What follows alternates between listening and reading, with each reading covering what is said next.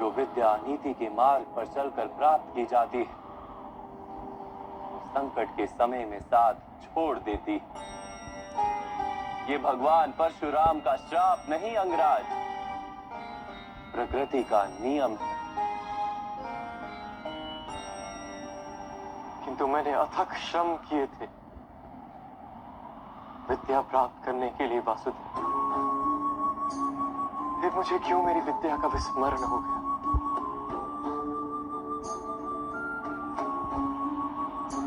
विद्या प्राप्त करने का प्रयत्न आपने क्यों किया था अंगराज?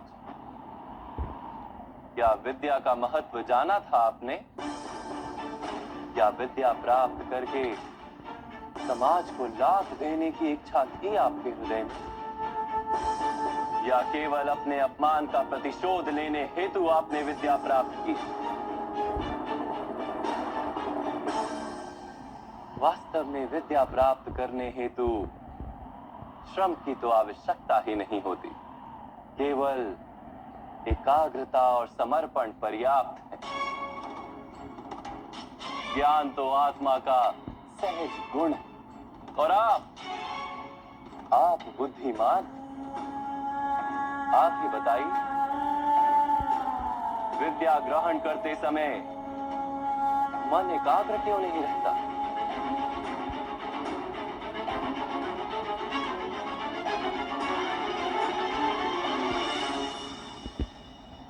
जब ज्ञान को मनुष्य साधन मानता है, किसी अन्य वस्तु को प्राप्त करने हेतु ज्ञान ग्रहण करने निकलता है, तब ज्ञान ग्रहण करते समय उसका मन स्थिर नहीं हो पाता। ज्ञान उसकी आत्मा का गुण नहीं बन पाता। जैसे रंग वस्त्र का अपना गुण नहीं होता, इसीलिए सूर्य प्रकाश में तप कर रंग छूट जाता है। जो व्यक्ति अमूल्य ज्ञान का मोल जानकर ज्ञान प्राप्त करता है, वो उत्तम बन जाता है। किंतु जो व्यक्ति कुछ और प्राप्त करने के आशय से ज्ञान प्राप्त करता है, वो जीवन भर श्रेष्ठ बनने की स्पर्धा में लगा रहता है, किंतु उत्तम नहीं बन पाता। आपने भी ज्ञान प्राप्त किया किसी आशय से। भगवान की शरण में रहकर भी आपका मन शांत नहीं हुआ। आप प्रतियोगिता करते रहे कहीं दूर बैठे अर्जुन के साथ। मैं लौटूंगा, पर इतना विश्वास दिलाकर जाता हूँ कि मैं भारतवर्ष का सबसे श्रेष्ठ धनुर्धर बनकर लौटूंगा और आपके सभी शिष्यों से श्रेष्ठ बनूंगा मैं। ज्ञान प्राप्ति का आपका आशय ही अनुचित था, तो इस विद्या का विस्मरण कैसे नहीं होता अंगराज? कैसे नहीं करता मैं प्रतियोगिता वासुदेव? कैसे समझौता कर लेता अपने जीवन के साथ? ये समाज निरंतर ही मेरी संभावनाओं को कुचलता रहा है, मेरी शक्ति को सम्मान नहीं दिया, मेरे स्वप्नों को स्वीकार नहीं किया, सदा ही सूत पुत्र कहकर अपमानित करता रहा है मुझे। अपने पिता की बात मान लो, क्योंकि उन्हें ज्ञान है कि सूत में सामर्थ्य नहीं होता।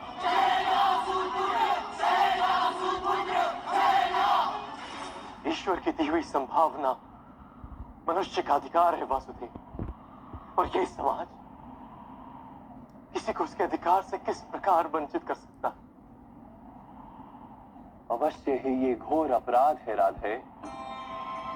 जाति पाति का भेद करना और इन मिथ्या भेदों के आधार पर किसी मनुष्य को या समाज के किसी भाग को अधिकार से, अवसर से, संपत्ति से या सम्मान से वंचित रखना मानवता के विरुद्ध है।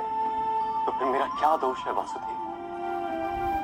यदि मेरे मन में असंतोष जन्मा, यदि मैंने प्रतियोगिता की, यदि मैंने बलपूर्वक अपना अधिकार प्राप्त करने का प्रयत्न किया, तो मेरा क्या दोष है वासुदेव? एक समय था अंगराज, जब पृथ्वीर के पुत्र कार्तवीर अर्जुन नाम के एक क्षत्रिय राजा ने महर्षि जमदग्नि की हत्या